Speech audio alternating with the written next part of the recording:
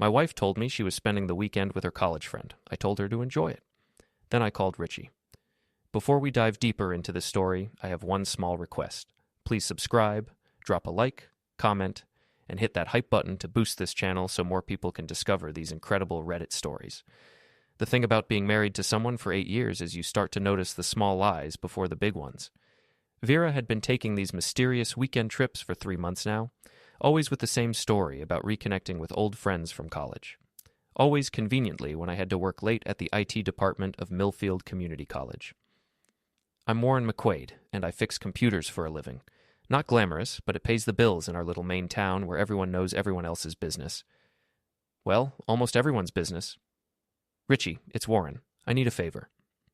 Richie Geller used to be a cop before he started drinking too much and asking too many questions about the wrong people. Now he's a private investigator who specializes in cheating spouses and insurance fraud. We met at Jake's bar, the Dockside, where Richie spends most evenings nursing whiskey and telling stories about the good old days. What kind of favor, Waz? Richie's voice was gravelly, like he'd been smoking cigarettes since birth. The kind that involves a camera and my wife's weekend plans. There was a pause. Ah, shit. Really? Really. I gave him Vera's license plate number and the address she'd given me for her friend's place. Of course, I already knew she was lying about the address. I'd looked it up on Google Maps the week before. The house she claimed to be visiting had been demolished 2 years ago for a shopping center. Being an IT guy has its advantages. People assume you're harmless, maybe a little boring. They forget that boring guys who fix computers also know how to track phones, clone hard drives, and find information that people think they've hidden. After I hung up with Richie, I sat in my kitchen with a cup of coffee and scrolled through Vera's Instagram. She'd posted a story about her girls' weekend with a photo that looked suspiciously like one from last summer's vacation. The timestamp showed it was posted an hour ago, but the metadata told a different story. Mrs. Donnelly from next door knocked on my window around 11 p.m. She's 73 and has made neighborhood surveillance her full-time hobby since retiring from the post office. Warren, dear, I saw Vera leave with a suitcase. Looked like she was dressed for something fancy, not a casual weekend with girlfriends. What do you mean? Red dress, high heels, full makeup. You know how she gets when she wants to impress someone. I knew exactly how she gets. The next morning, my phone buzzed with a text from Richie. Got your photos. You're not going to like them. 20 minutes later, I was staring at high-resolution images of my wife clinking champagne glasses with Derek Lansing at Riverfront Bistro, the most expensive restaurant in the county. Derek Deke Lansing, her college boyfriend who'd moved back to Maine 6 months ago for some regional sales job. In the photos, Vera wore that red dress Mrs. Donnelly had mentioned, the same dress I'd bought her for our anniversary 2 years ago. The dress she claimed made her look fat whenever I suggested she wear it for our date nights. The final photo showed them walking into a sleek condo complex, Vera's hand on Deke's ass, both of them laughing like teenagers. I printed all the photos and laid them out on our kitchen table like a poker hand. Then I sent Vera a text. Hope you're having fun. Coffee when you get home? Her reply came back instantly.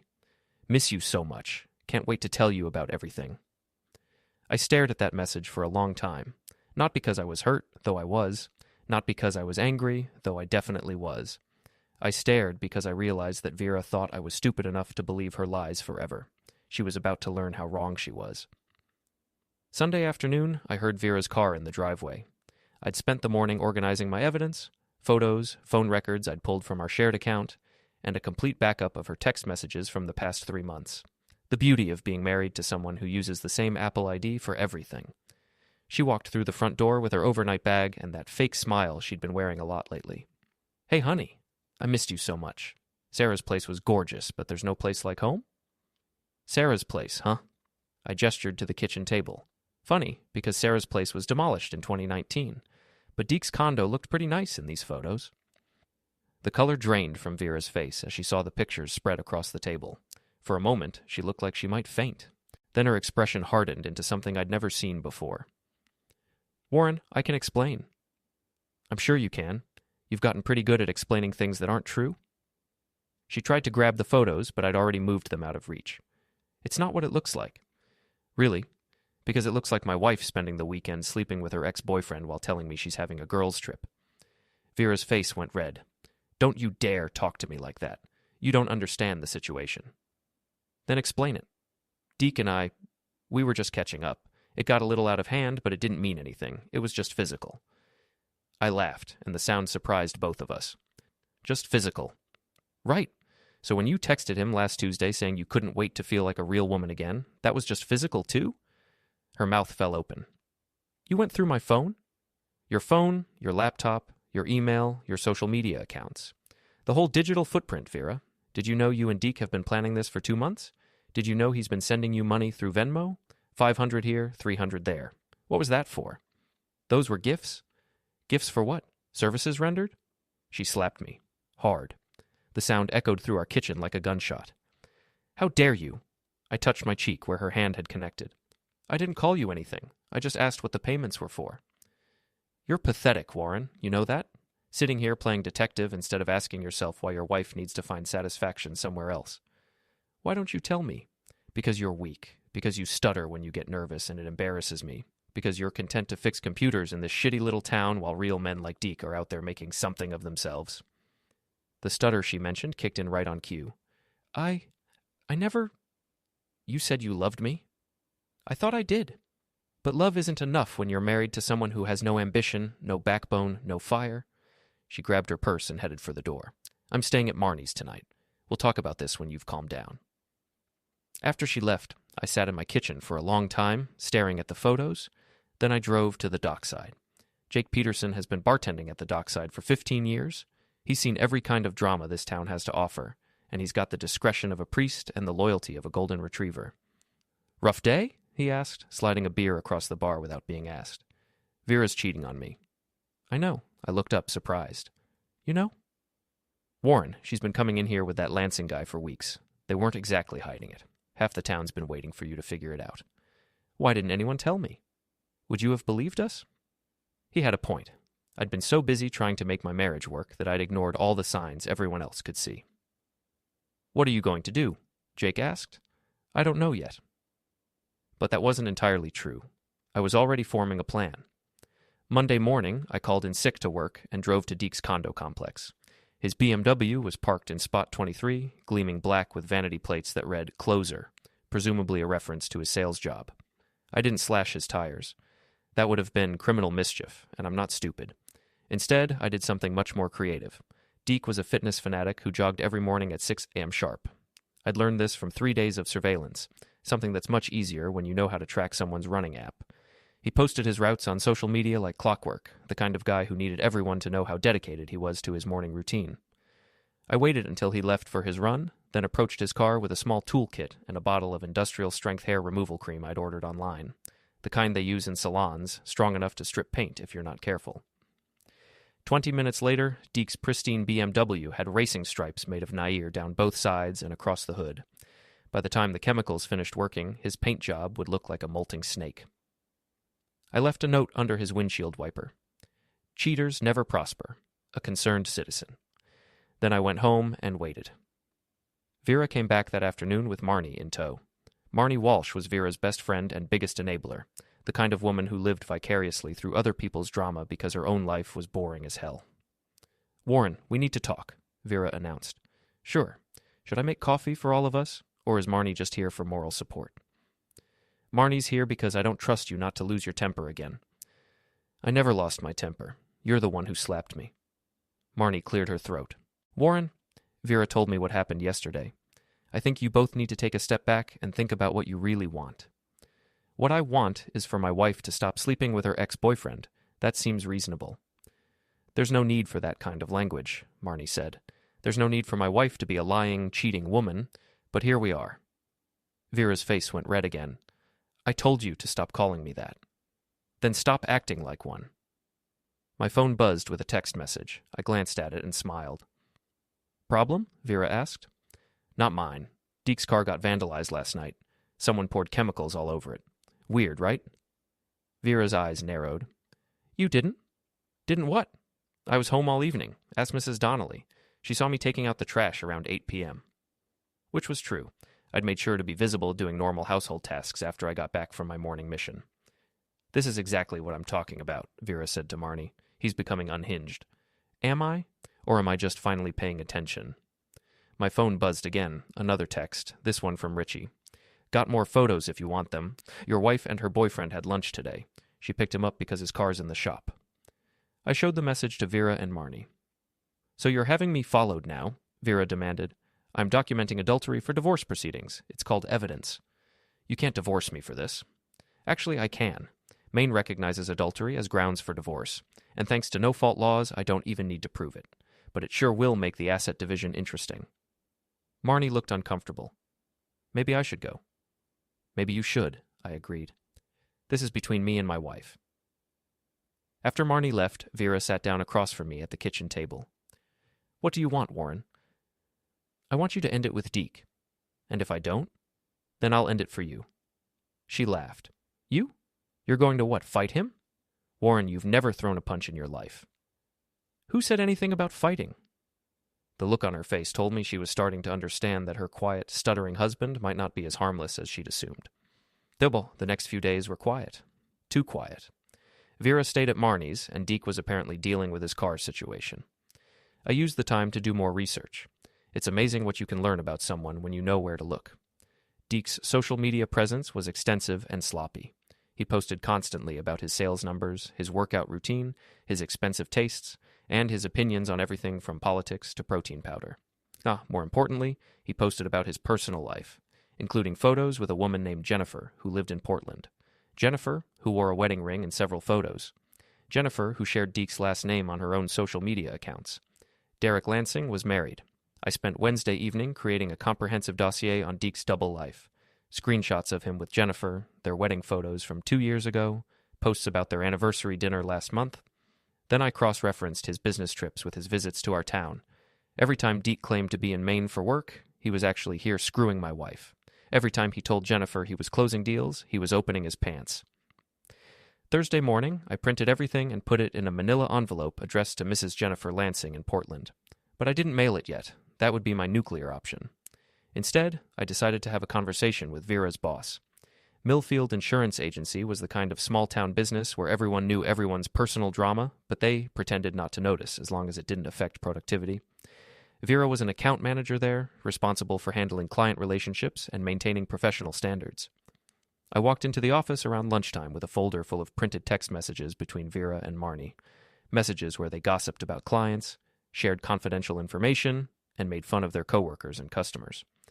Hi, Mr. Davidson. I'm Warren McQuaid, Vera's husband. Do you have a few minutes to discuss some concerns about workplace professionalism? Richard Davidson was a thin, nervous man who'd inherited the insurance agency from his father and lived in constant fear of lawsuits or regulatory violations. Is everything all right, Warren? That depends on how you define all right. I'm going through some personal issues with Vera, and in the process, I've discovered some communications that might interest you from a business perspective. I opened the folder and showed him screenshots of text conversations where Vera and Marnie had shared photos of client applications, made jokes about people's financial situations, and discussed confidential medical information from disability claims. Davidson's face went white as he read through the messages. When were these sent? Over the past 6 months. There are more, but I thought you should see the highlights first. Jesus Christ, Warren. This could shut us down if the State Insurance Commission sees it. I figured you'd want to handle it internally before it becomes a bigger problem. What do you want me to do? That's up to you. I'm just a concerned citizen reporting potential violations of client confidentiality. I left the office knowing that Vera's work life was about to become very complicated. Friday evening, I was at the dockside when Vera stormed in looking for me. She was furious, her face red and her hands shaking. You got me suspended, she hissed. I reported violations of client confidentiality. What happened after that was your boss's decision. You bastard! You vindictive little bastard! Jake looked over from behind the bar. Everything okay here? Fine, I said. My wife was just leaving. I'm not going anywhere. We're going to settle this right now. Settle what? You cheated on me, lied about it, and violated professional ethics at your job. What exactly is there to settle? You want a war? Fine. You'll lose. She pulled out her phone and made a call. Deke, it's me. We need to talk about Warren. 10 minutes later, Deke walked into the dockside like he owned the place. He was tall, broad-shouldered, and had the kind of artificial confidence that comes from expensive clothes and a gym membership. So you're the husband, he said, sliding into the booth across from me. And you're the home wrecker. He laughed. Home wrecker? Warren, your home was already broken. I'm just helping Vera realize she deserves better. Better than what? Better than a small-town computer nerd with no ambition and a speech impediment. The stutter kicked in right on schedule. That's not... You don't know anything about me. I know enough. I know Vera's been unhappy for years. I know she married you because she thought you were safe, but safe got boring real quick. Jake appeared at our table with a bar towel in his hands. Gentlemen, let's keep this civil. We're just talking, Deke said. Man to man. Are we? I asked. Because I'm wondering what your wife Jennifer thinks about your man-to-man conversations with married women. Deke's confident expression faltered for just a moment. What? Jennifer Lansing of Portland, Maine. Married to you for 2 years, works as a dental hygienist, posts adorable photos of your anniversary dinners on Instagram. Does she know you're up here playing house with someone else's wife? You son of a bitch. Actually, my mother's a lovely woman. She raised me to believe that marriage vows mean something. Vera looked confused. What's he talking about, Deke? Nothing. He's just trying to cause trouble. I pulled out my phone and showed Vera a photo of Deke and Jennifer at their wedding. Your boyfriend's married, Vera. You're not his girlfriend. You're his side piece. The look on her face was worth everything I'd been through. Saturday morning, I woke up to find my car keyed and my mailbox knocked over. Vera and Deke had apparently decided to escalate things beyond words. I called the police and filed a report, making sure to mention that I was going through a contentious separation and had reason to believe my estranged wife and her boyfriend were responsible. Officer Patricia Mills took photos and statements, then asked if I wanted to press charges. Not yet, but I want this documented in case it gets worse. Smart thinking. Sometimes these domestic situations spiral out of control. After she left, I made a decision. It was time to end this. I drove to the post office and mailed the envelope to Jennifer Lansing in Portland. Then I called Richie and asked him to meet me at the dockside that evening. I need you to bring your camera and be ready to document whatever happens tonight. What are you planning, Warren? I'm planning to have a conversation, a very public conversation. Saturday night at the dockside was always crowded. Half the town showed up for cheap beer and gossip, and tonight would give them plenty to talk about. I arrived early and asked Jake to set up the back room for a private party. Then I sent text messages to about 20 people, including Vera and Deke. Come to the dockside tonight at 8 p.m. It's time everyone knew the truth. By 8 o'clock, the back room was packed. Vera and Deke sat at one table, looking nervous. Marnie was there, along with several people from Vera's office, some of our mutual friends, and various townspeople who'd heard something interesting was happening. I stood up in front of the group with a microphone Jake had borrowed from the karaoke setup. Thank you all for coming. I know this is unusual, but I wanted to address some rumors that have been going around town. Vera looked like she wanted to disappear. As most of you know, my wife Vera and I are having some marital difficulties.